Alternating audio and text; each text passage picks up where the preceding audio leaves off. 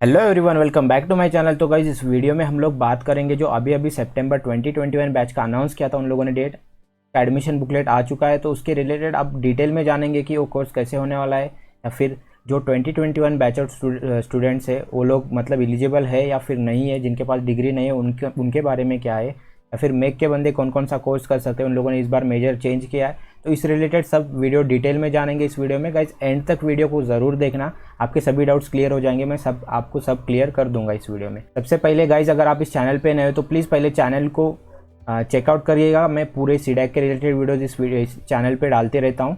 तो गाइज आप सबसे ज़्यादा इंपॉर्टेंट एक वीडियो है आपके लिए जो प्रिपेयर कर रहे हैं अभी के बैच के लिए, सीडैक बेस्ट प्रिपरेशन स्ट्रैटेजी का मैंने एक वीडियो बनाया है, ये तुम इस चैनल पे जाके चेकआउट कर सकते हो।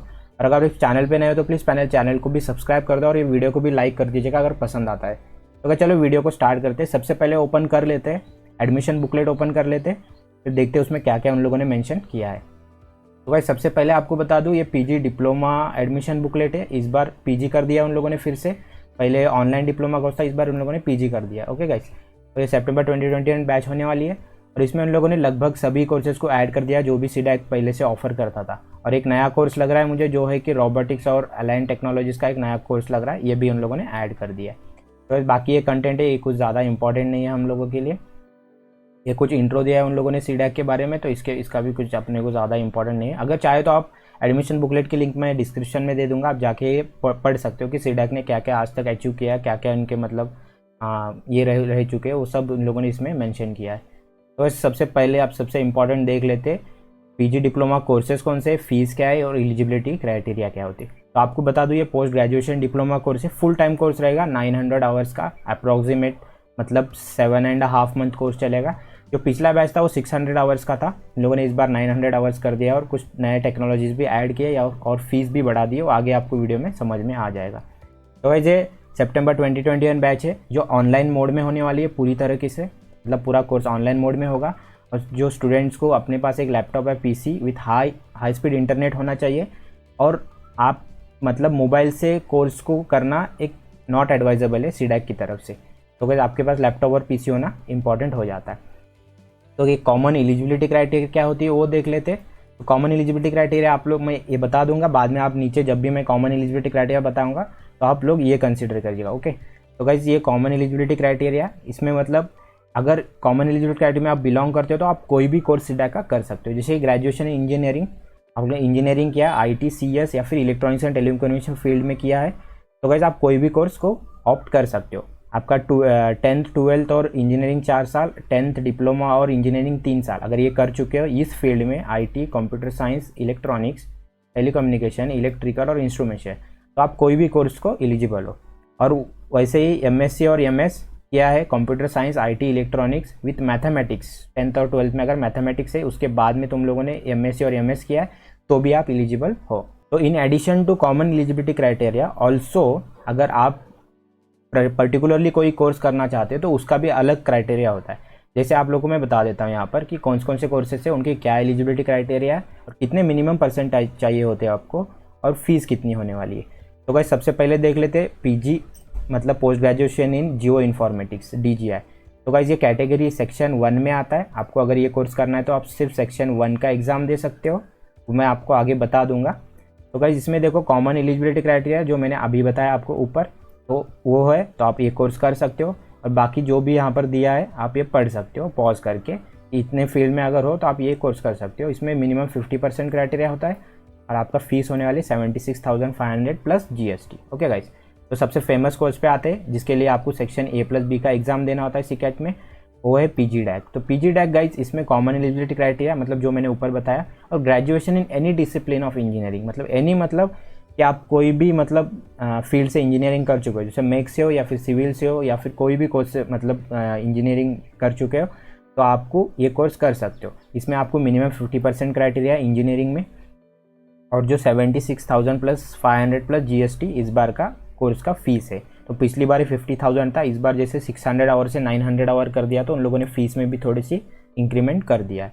और अगर आप post graduation degree in physics, mathematics, statistics में हो तो भी आप ये कोर्स कर सकते हो, या फिर MCA MCM हो तो भी आप ये कोर्स कर सकते हो। और post graduation in degree in management अगर कर चुकी, MBA कर रहे हो आप, लेकिन आपका जो ग्रेजुएशन है वो IT, computer science, computer application अगर इस चीज़ में है, उसके बाद आप लोगों ने मैनेजमेंट किया है तो आप एलिजिबल हो, वरना आप नहीं कर सकते। ओके गाइस, बाद में दूसरे कोर्स पे आते हैं। ये डीएमसी कोर्स है मोबाइल कंप्यूटिंग का। तो इसमें कॉमन एलिजिबिलिटी क्राइटेरिया मैंने जो ऊपर बताया तुमको, और मैथमेटिक्स में आपका डिग्री स्टैटिस्टिक में हुआ है, पोस्ट ग्रेजुएशन या फिर एमसीए हुआ है, तो आप इस कोर्स को एलिजिबल हो। तो इसमें 50% चाहिए होते हैं आपको मिनिमम, और इसका भी कोर्स फीस सेम है 76,500 प्लस जीएसटी। गाइस सबसे मेन देखते हैं अभी जो डीएआई है और डीबीडीए। तो गाइस इसमें पहले सिर्फ कॉमन एलिजिबिलिटी क्राइटेरिया लोग अलाउ थे, लाइक अगर कंप्यूटर साइंस या फिर आईटी या फिर इस फील्ड से तुम बिलोंग करते तो ही तुम कर सकते हो, या फिर अगर मैकेनिकल या फिर सिविल से बिलोंग हो तुम, तो तुम नहीं कर सकते थे पहले। तो इस बार उन लोगों ने बड़ा चेंज किया है, सबसे बड़ा चेंज, कि अगर तुम सिविल मैक से भी बिलोंग करते हो तो भी तुम आर्टिफिशियल इंटेलिजेंस और बिग डेटा ये दोनों कोर्स कर सकते हो गाइस। तो सबसे ध्यान में रखिएगा, अगर आप आर्टिफिशियल इंटेलिजेंस करने जा रहे हैं तो आपकी डिग्री में मिनिमम परसेंटेज आपको 60 चाहिए होते, और इसकी जो कोर्स फीस है 1,27,500 प्लस जीएसटी होने वाली है, और डीबीडीए की कोर्स फीस होने वाली है 97,750 प्लस जीएसटी, और डीबीडीए का मिनिमम क्राइटेरिया है 55%। इसे ध्यान में रखिए। तो पहले कैसे होता था कि जो मेक और सिविल से बिलोंग करते बंदे, तो इनको सिर्फ एक ही कोर्स कर सकते थे, वो था डैक। तो इस बार इन लोगों को ऑप्शन भी मिले, आर्टिफिशियल इंटेलिजेंस या फिर बिग डेटा भी कर सकते हैं। ये बड़ा चेंज इन लोगों ने इस बार लाया है। ओके गाइस, बाकी तुम लोग ये देख सकते हो, मैं एडमिशन बुकलेट की लिंक आपको दे दूंगा, मिनिमम क्राइटेरिया, या फिर आप तुम लोग पॉज करके देख सकते हो। मैं थोड़ा सा जूम आउट कर लेता हूँ इसे, तो आप लोग इसका स्क्रीनशॉट या फिर पॉज करके इसे देख सकते हो। ओके गाइस, तो बाकी सेक्शन 3 में जो एम्बेड का कोर्स सबसे ज़्यादा फेमस है, इसमें भी कॉमन एलिजिबिलिटी क्राइटेरिया लोग कर सकते हैं, और इसे भी मिनिमम 55% चाहिए होते हैं, और इसकी फ़ीस 76,500 प्लस जीएसटी होने वाली है। तो गाइस ज़्यादा इसमें टाइम नहीं डालते, आगे चलते। तो जैसे मैंने बताया कि आपके पास एक पीसी होना इंपॉर्टेंट है, और उसके कॉन्फ़िगरेशन आपको नीचे एडमिशन बुकलेट में मिल जाएंगे। तो मतलब अगर उतना मिनिमम आपके पास कॉन्फ़िगरेशन हो तो आपका कोर्स स्मूथ होगा, इनका ये कहना है। ओके गाइस, इसके लिए कोई भी एज रिस्ट्रिक्शन नहीं है आपके लिए, कोई भी पीजी डिप्लोमा कोर्स करने के लिए। ओके, और जो फाइनल ईयर एग्ज़ाम अभी दे रहे हैं, लाइक 2021 पास आउट होने वाले बच्चे, तो गाइस ये लोग भी एडमिशन ले सकते, लेकिन आपके पास 2 कंडीशन है कि कैसे ले सकते हैं एडमिशन।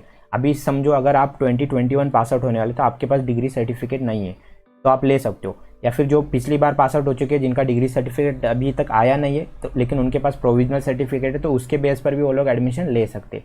लेकिन उसके दो मतलब ये है, क्या बोलते हैं, एक्सेप्शंस है, जो कि कंडीशंस है कि उस कंडीशन अगर तुम क्वालिफाई करते हो तो तुम ले सकते हो एडमिशन। पहला कंडीशन है कि आपकी जो भी एग्जामिनेशन हुई है वो जो 21 सितंबर को जो ज्वाइनिंग डेट है मतलब इस कोर्स की, उससे पहले आपके सब एग्ज़ाम्स कंप्लीट हो चुके होंगे, तो ये आप ले सकते हो। और सेकंड है, आपको जो प्रूफ रहेगा कि आपका डिग्री कंप्लीट हुआ है वो आपको सबमिट करना पड़ेगा सीडैक सेंटर को बाय 31 जनवरी 2022 लीस्ट, मतलब उससे पहले आपको सबमिट करना पड़ेगा। और उसके बाद सबमिट करेंगे या फिर जो भी रहेगा वो यूनिवर्सिटी का और तुम्हारा लेना देना रहेगा, तो इसमें सीडैक का कोई मतलब रोल नहीं रहेगा। आपको इस टाइम के पहले आपको सबमिट करना पड़ेगा। ओके गाइस, ये सबसे बड़ा डाउट रहता था बच्चों को, ये भी डाउट अगर मैं समझता हूँ आपका डाउट क्लियर हो गया होगा।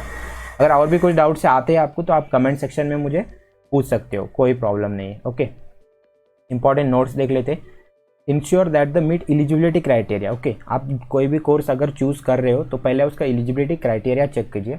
अगर एआई के लिए अप्लाई कर रहे हो तो मिनिमम 60% चाहिए। अगर आपके 55% है और एआई को आपने अप्लाई कर दिया है तो आपका एडमिशन लास्ट मोमेंट पे कैंसिल हो सकता है, मतलब हो जाएगा, हो सकता है नहीं, कंपलसरी हो जाएगा क्योंकि उनके पास कोई ऑप्शन नहीं रहेगा। तो गाइस ये हो गया, बाकी कुछ ज़्यादा इसमें इंपॉर्टेंट चीज़ें नहीं है। जो भी उन लोगों ने इसमें बताया है कि जो भी उनका ईमेल दिया गया है, जैसे अगर आपको कुछ भी डाउट से कुछ भी प्रॉब्लम आता है तो सीडैक बोलता है कि उनके ऑफिशियल मेल्स पे कांटेक्ट किया जाए, ताकि या फिर उनके जो कॉन्टैक्ट नंबर दिए एडमिशन बुकलेट में, थोड़ा नॉइज़ के लिए माफ़ी चाहता हूँ।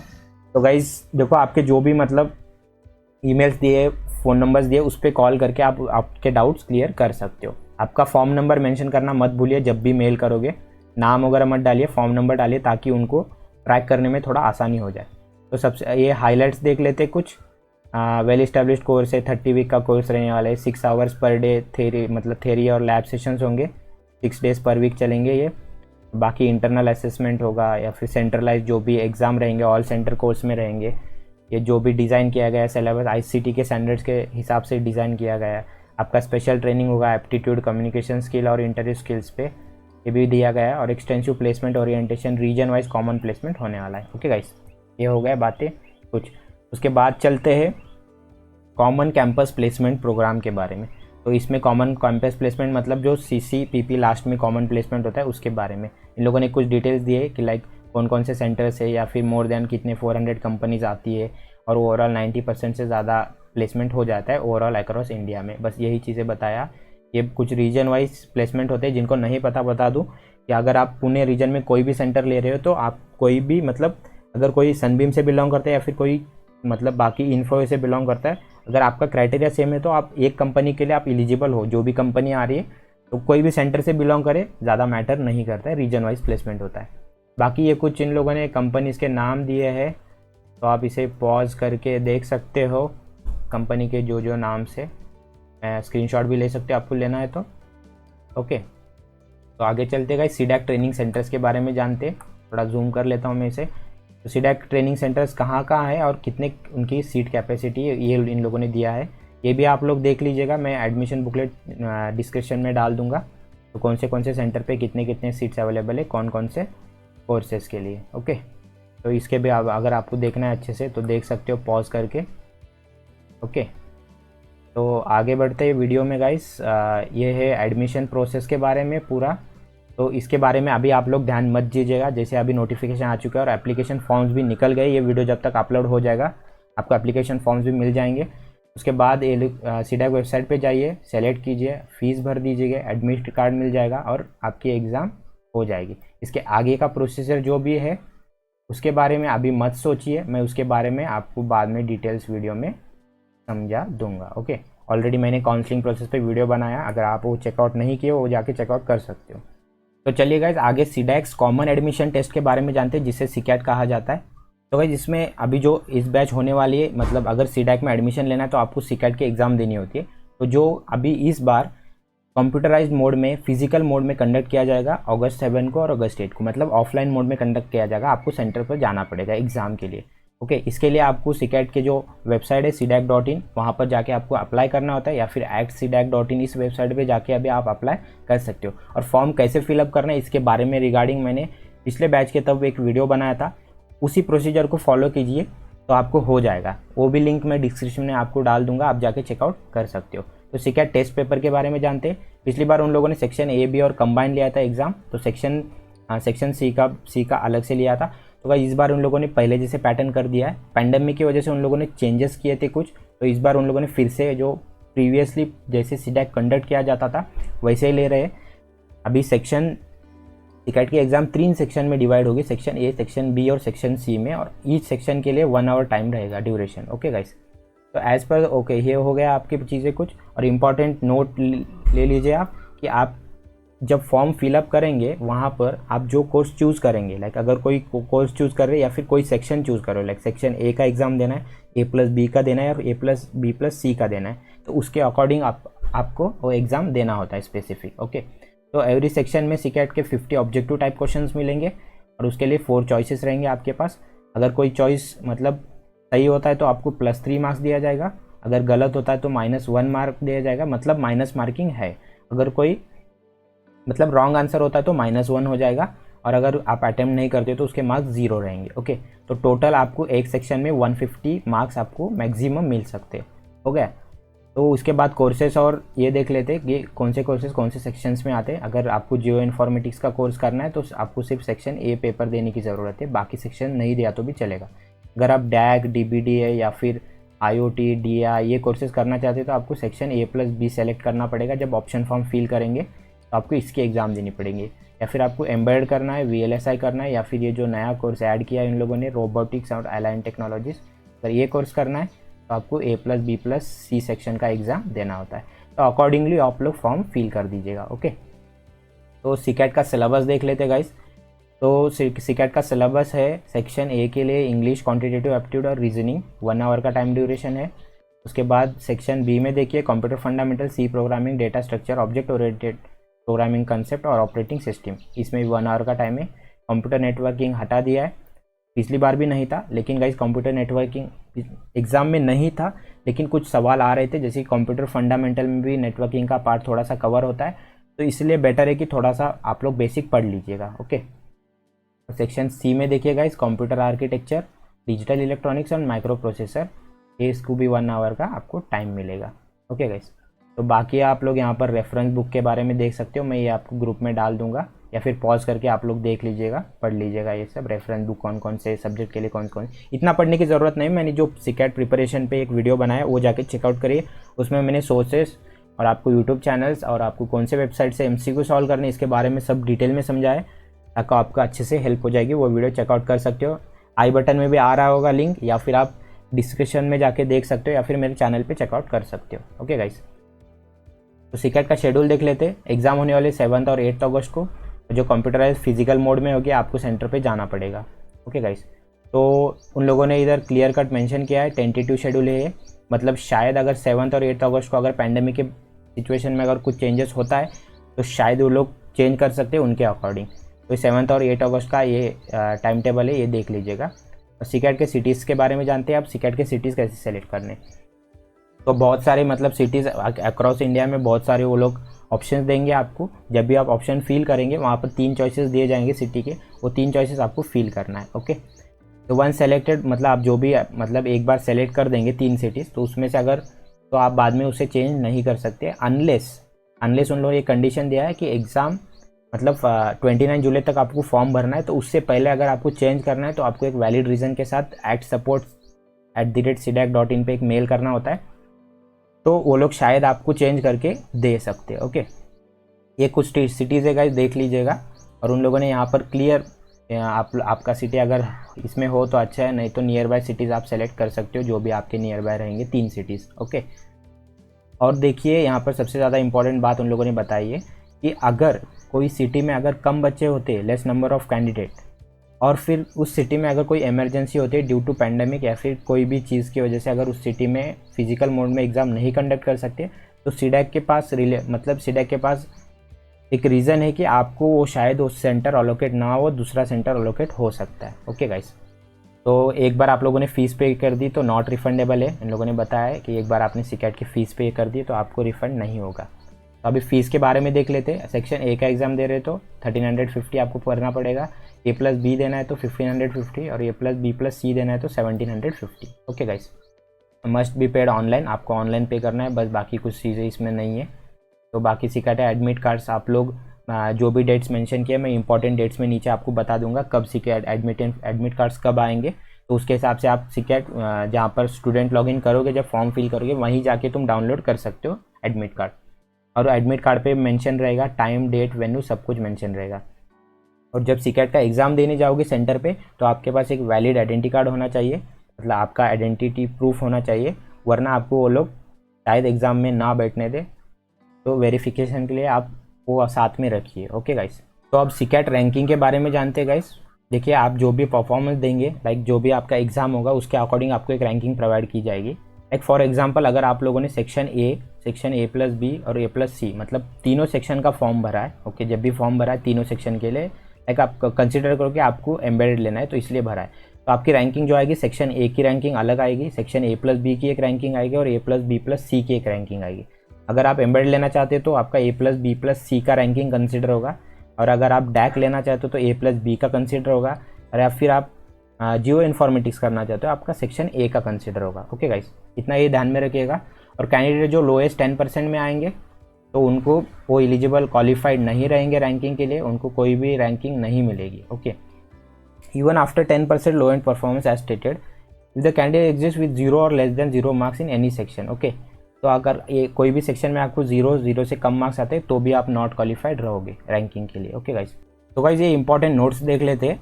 अगर आप लोगों ने अप्लाई किया कैटेगरी 2 और 3 के लिए, और अगर मतलब सेक्शन 1A में अगर आप फेल हो रहे हो, लाइक 10% में आ रहे हो या फिर आपको 0 मार्क्स है, तो आप सेक्शन B और सेक्शन C में आप क्वालिफाई होंगे ही नहीं, क्योंकि आपको मतलब वो लोग एडमिशन नहीं देंगे उसमें। और अगर आप समझो अगर सेक्शन A में अच्छा स्कोर कर लिया और B में कम स्कोर कर लिया, वहाँ पर फेल हो चुके हो, या फिर C में भी अच्छा कर लिया, तो आप सेक्शन ए का जो कोर्स है जियो इन्फॉर्मेटिक्स उसे अप्लाई कर सकते हो, लेकिन सेक्शन ए प्लस बी वाला आपका कंबाइन मिला के रैंक अच्छे आ रहे तो वहाँ पर आप अप्लाई कर नहीं सकते, क्योंकि सेक्शन बी में आप नॉट क्वालिफाइड हो। ओके गाइस, तो बाकी आप देख लेते हैं टाई ब्रेकर रूल क्या होता है। अभी बच्चों का बहुत सारा डाउट्स होता है, जब सीकेट की रैंक आती है तो दोनों का रैंक सेम आता है कभी कभी, या फिर तो बच्चे पूछते हैं कि लाइक रैंक सेम आ सकते हैं क्या। तो आपको बता दूं, मैं जूम कर लेता हूँ इसे, थोड़ा आप लोग भी पढ़ लीजिएगा। सोचिए अगर ए प्लस बी प्लस सी का एग्ज़ाम दे रहा है, दो बंदे हैं, दोनों को अगर सेम मार्क्स है, मैं एग्जाम्पल के साथ समझा रहा हूँ, दोनों को अगर सेम मार्क्स है तो अभी कैसे कंसिडर होगा कि कौन अच्छा है और कौन ये है। तो भाई इसमें दो तीन मतलब ये है, अगर मतलब दो तीन कंडीशंस है वो देख लेते हैं कि लाइक एक है कि अगर सेक्शन ए में अगर सेम मार्क्स है आप दोनों के, या फिर पहले वो लोग सेक्शन ए चेक करेंगे, जिसे हायर मार्क्स है उसको रैंक अच्छी दे देंगे। अगर वैसे नहीं होता, अगर सेक्शन ए में दोनों को सेम मार्क्स है तो उसके बाद वो लोग देखेंगे नंबर ऑफ करेक्ट आंसर किसके है, जितने नंबर ऑफ क्वेश्चन उन लोगों ने अटेम्प्ट किए दोनों ने, और जिसमें सबसे ज़्यादा करेक्ट मार्क्स किसके है, सबसे ज़्यादा करेक्ट मार्क्स मतलब करेक्ट आंसर्स किसके, वो चेक किया जाएगा, उसके अकॉर्डिंग दे देंगे। अगर वो भी सेम होता है तब जाके वो लोग दोनों को एक ही रैंक दे देंगे। ओके गाइस, तो मतलब अगर आपका अगर सेम रैंक आता है तो समझ लीजिएगा, हो सकता है, ऐसे नहीं कि नहीं होगा, हो सकता है सेम रैंक आ सके। ओके, तो बाकी इसमें कुछ नहीं है, रैंक लिस्ट को उन लोगों ने बताया है। बाकी qualify candidate how to apply for the admission, procedure जो भी है वो प्रोसीजर के अकॉर्डिंग उसको भरना पड़ेगा। तो काउंसलिंग और सीट एलोकेशन, ये इसमें बहुत बड़ा पार्ट है, इसे पूरा एक्सप्लेन यहाँ पर मैं नहीं कर सकता। इसके लिए मैंने ऑलरेडी एक वीडियो बनाया है, एक नहीं 2-3 वीडियो बनाया है, आप जाके चेकआउट कर सकते हो। और आपको सबको बता दूं मैं कि ये थोड़ा सा कॉम्प्लिकेटेड पार्ट है पूरा प्रोसेस में, तो गाइस ध्यान से भरिएगा फॉर्म, और एक बार मुझसे मतलब बात कर लीजिएगा अगर हो सके, या फिर कमेंट सेक्शन में पूछ लीजिएगा, मैं आपको रिप्लाई कर दूंगा। इसका वीडियो भी एक बार चेक कर दिए, मैं डिस्क्रिप्शन में डाल दूंगा लिंक, या फिर आई बटन में लिंक आ रहा होगा, आप चेकआउट कर सकते हो। ओके, उसके बाद पेमेंट ऑफ कोर्स फीस की पेमेंट क्या है वो देख लेते हैं। ऑल द मतलब जो भी मतलब वो कोर्स की फ़ीस जिस लिए अप्लाई कर रहे हो, यहाँ पर वो बताया कि कंडक्टिंग एग्जामिनेशन, ऑनलाइन क्लासेस, या फिर फाइनल मार्क ऑन सर्टिफिकेट और प्लेसमेंट असिस्टेंट, इसके लिए इतना वो लोग चार्ज कर रहे हैं। तो बाकी यहाँ पर देख लीजिए कौन से कोर्स के लिए कितनी फ़ीस है। ओके गाइस, डैक और ये एम्बेडेड या फिर DITS VLSI करना है 76,000 है, और उसके बाद DBDA करना है तो 97,750, DI करना है तो 1,27,000। तो फ़ी for all the PG diploma को 2 इंस्टॉलमेंट पे पिक करने होते, तो 2 इंस्टॉलमेंट है, ऐसे नहीं कि लाइक 6 मंथ 3 मंथ के बाद ऐसे भर दो, ऐसा नहीं है। उसके बारे में आप लोग नीचे जानेंगे। फर्स्ट इंस्टॉलमेंट 10,000 का होता है, और सेकंड इंस्टॉलमेंट जो भी बचा हुआ फीस है वो भरना होता है, वो भी 17 सितंबर से पहले। तो इसके बारे में तो आगे जानेंगे गाइस, इसका अभी ज़्यादा इंपॉर्टेंस नहीं है आप लोगों के लिए। बाकी ये लोग देख लीजिए सेकंड इंस्टॉलमेंट की फ़ीस क्या है। जो फर्स्ट इंस्टॉलमेंट 10,000 भर दिया, उसके बाद सेकंड इंस्टॉलमेंट की फ़ीस इतनी होती है। तो ये जो सेकंड इंस्टॉलमेंट कैसे भरना है उसके बारे में, तो ये तो सब बात की बात है, अभी प्रिपरेशन में ध्यान दीजिए। ओके गाइस, तो ये हो गया इतनी सारी बातें। बाकी आपको क्या बता दूं मैं, इसमें सेकंड इंस्टॉल ये कुछ अभी ज़्यादा इंपॉर्टेंट नहीं। Cancellation and refund, no dispute regarding, वो एंटरटेन नहीं किए जाएंगे। आपको रिफंड चाहिए या फिर कभी ये चाहिए तो उस पर अगर आप विड्रॉ करते हो वो अलग चीज़ है। विड्रॉ करने के बारे में भी मैं आपको बाद में बता दूंगा, एक डिटेल वीडियो बनाऊंगा उसके रिलेटेड। और एक बात बता दूं, ड्यूरिंग वेरिफिकेशन अगर candidate found to be not eligible for the admitted course, अगर समझो एग्जांपल देखिए समझाता हूँ कि अगर आप AI ले रहे हो, आपको 58% है, आपने फर्स्ट इंस्टॉलमेंट पहले ही पे कर दिया है फर्स्ट राउंड के बाद, तो गाइज आपको एडमिशन के तब वो 10,000 आपको रिफंड नहीं किया जाएगा। ओके गाइज, जो भी तुमने फर्स्ट इंस्टॉलमेंट भरा है। तो जो विड्रॉल का रिलेटेड फॉर्म है उसके रिलेटेड मैं आपको बाद में बता दूंगा डिटेल्ड में, क्योंकि अभी उसके बारे में मत सोचिए आप। ओके, यहाँ पर है पेनल्टीज़ ये कुछ, तो ये इंपॉर्टेंट डेट देख लीजिए। बाकी आप पेनल्टीज़ देख सकते हो कैसे पेनल्टीज़ लगाते, कब अगर विड्रॉल करोगे। तो विड्रॉल फॉर्म जैसे आपको मिलेगा उसमें आपको सब फॉर्म फिलअप करके एक्ट सपोर्ट को मेल करना होता है इस टाइम के अंदर, तभी आपका इतना पेनल्टी लगेगा, बाकी आपको रिटर्न होगा। ओके, तो बाकी एडिशनल कुछ टर्म्स एंड कंडीशंस है, देख लेते हैं क्या क्या टर्म्स एंड कंडीशन है। सिटीज़ डेट सीकैट इनिशिएटिव 22 में भी चेंज। ओके, जैसे मैंने बताया कि 22 डेट से तो वो चेंज हो सकते अकॉर्डिंगली, मतलब जो भी मतलब अगर पैंडमिक हो या फिर जो लोकल बॉडीज़ है वहाँ की लोकल अथॉरिटीज़ है उस सिटी के, अगर वो परमिट नहीं कर रहे तो इसके अकॉर्डिंगली वो लोग चेंजेस कर सकते हो। और उसके बाद सीडैक में अलाउड एनी सिटी, मतलब उसके मर्जी से आपको कोई भी सिटी वो अलाउड कर सकता है प्रैक्टिकल रीजंस की वजह से। ओके, तो reserve right to modify. Okay, CDAC के पास मतलब ये मतलब पावर है कि वो इस एडमिशन बुकलेट में से कुछ भी मॉडिफाई कर सकता है। CDAC with regard to admission booklet result shall be final. Okay, CDAC का जो भी है फाइनल डिसीजन रहेगा, आपको मतलब ये करना पड़ेगा। और CDAC have a right to impose appropriate disciplinary and other penalties for violation of, अगर कोर्स में आप कहीं भी वायलेट करते हैं तो सीडैक के पास वो पावर है या फिर वो राइट टू इम्पोज कर सकता है। जो भी वो मतलब डिसीजन लेगा आपको वो डिसीजन मानना पड़ेगा। यही चीज़ें बताया कुछ। Decision in CDAC is regard to final binding, वही बताया फिर से। ओके, और एक बात बता दो ये सबसे कि लाइक अगर से आपको कोई भी कुछ भी डाउट आता है तो मेल सेंड कीजिए या फिर उनके जो भी नंबर दिए वहाँ पर कांटेक्ट कीजिए। ऑफिशियल से डायरेक्ट कांटेक्ट मत कीजिएगा, वो प्रोहिबिटेड है, नहीं कर सकते तुम लोगों से। यहाँ पर इंपॉर्टेंट डेट्स में चलते तो आप लोग ये स्क्रीनशॉट लीजिएगा अगर लेना है, या फिर वॉच करके देख सकते हो। आपको 9 जुलाई से फॉर्म निकलेंगे जो कि अभी निकल चुके हैं, जाके तुम लोग फॉर्म फिलअप कर सकते हो। 29 जुलाई तक फॉर्म भरना है आपको। 5 और 7 अगस्त को आपको एडमिशन बुकलेट मिल जाए, सॉरी एडमिट कार्ड्स मिल जाएंगे आपको। उसके बाद 7 और 8 अगस्त को एग्ज़ाम होगी। 20 अगस्त को सीकेट के रैंक्स डिक्लेयर किए जाएंगे। और 20 to 26 तक आपको फर्स्ट काउंसलिंग का ऑप्शन फॉर्म फिलअप करने का। ऑप्शन फॉर्म फिल कैसे करना है उसके रिगार्डिंग भी मैंने एक वीडियो बनाया, आप चेकआउट कर सकते हो। तो 28 अगस्त को फर्स्ट राउंड का रिजल्ट लगेगा। आपको फिर फर्स्ट इंस्टॉलमेंट पे करना है 3 सितंबर तक। उसके बाद 6 सितंबर को सेकेंड राउंड का डिक्लेयर होगा। उसके बाद आपको 9 सितंबर तक सेकेंड राउंड के बाद जो भी लगे उनका भी फर्स्ट इंस्टॉलमेंट होता है वो पे करना पड़ेगा। और उसके बाद आपको क्वेश्चन डिपॉजिट जमा करना पड़ेगा। सेकंड काउंसलिंग में जाने से पहले वो 11 और 14 सितंबर के बीच में कर सकते हो। तो 15 सितंबर को सेकंड काउंसलिंग का रिजल्ट आएगा। और उसके बाद जो भी बैलेंस फीस है आपको 17 सितंबर भरना पड़ेगा। और जो अपलोडिंग एलिजिबिलिटी सर्टिफिकेशन जो भी है आपको अपलोड करना पड़ेगा 20 सितंबर से पहले। और 21 सितंबर से बैच स्टार्ट होगी, 16 अप्रैल को बैच खत्म होगी। ओके गाइस, क्लियर हो गया? और कुछ डाउट्स है तो आप कमेंट सेक्शन में पूछ सकते हो। जूम कर लेता हूँ मैं थोड़ा इसे। What happens on important dates वही बताया, आप बाकी जाके डिटेल में चेकआउट कर सकते हो इस चीज़ को। ओके, तो बाकी नीचे चलते और क्या इंपॉर्टेंट चीज़ें देख लेते हैं इसमें। बाकी तो ये डिप्लोमा कोर्सेज उन लोगों ने दिया है, डैक कोर्सेज, जैसे जो भी पिछले बार का सिलेबस है उसमें से उन लोगों ने एक डॉट टेक्नोलॉजीज ऐड किया है, .NET, तो यही ज़्यादा ऐड कर दिया है इसमें। बाकी भी आप कोर्सेज़ के सिलेबस चेकआउट कर सकते हो, इसमें सब दिया है उन लोगों ने। तो बाकी आपको जो मतलब जो कोर्स आप ऑप्ट करना चाहते हो उसका सिलेबस देख लीजिएगा एक बार। अगर आप फेमिलियर हो तो शायद वो कोर्स कर सकते हो अच्छे से।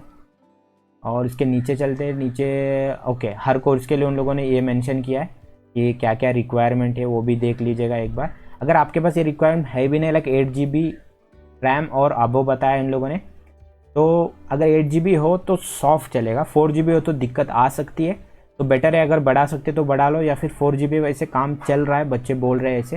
और इंटेल i3 बताया, और अगर i5 प्रोसेसर है या फिर i3 है तो भी ओके, आपको कोई दिक्कत नहीं है। अगर i5 है और रैम 4 GB है तो भी चल जाएगा, तो ज़्यादा इसमें कुछ ये होने वाली बात नहीं है। और इंटेल का ग्राफिक्स कार्ड हो तो बहुत बढ़िया। इंटरनेट कनेक्शन 25 Mbps बताया उन लोगों ने, तो शायद जो पास आउट बच्चे वो लोग बोल रहे थे चल जाता है। अगर आपके पास मोबाइल नेटवर्क अच्छा चल रहा है, 4 GB डेली है तो आपका लगभग हो जाता है। लेकिन बेटर है मेरे मानी तो वाईफाई लगा लीजिए, क्योंकि बाकी भी आपको बहुत सारी चीज़ें करनी होती है। अगर कोई नई कुछ समझ में नहीं आ रहा है तो सब आपको ऑनलाइन ही सर्च करना है, तो बेटर है थोड़ा सा वाईफाई में इन्वेस्ट कर लो तो अच्छा रहेगा।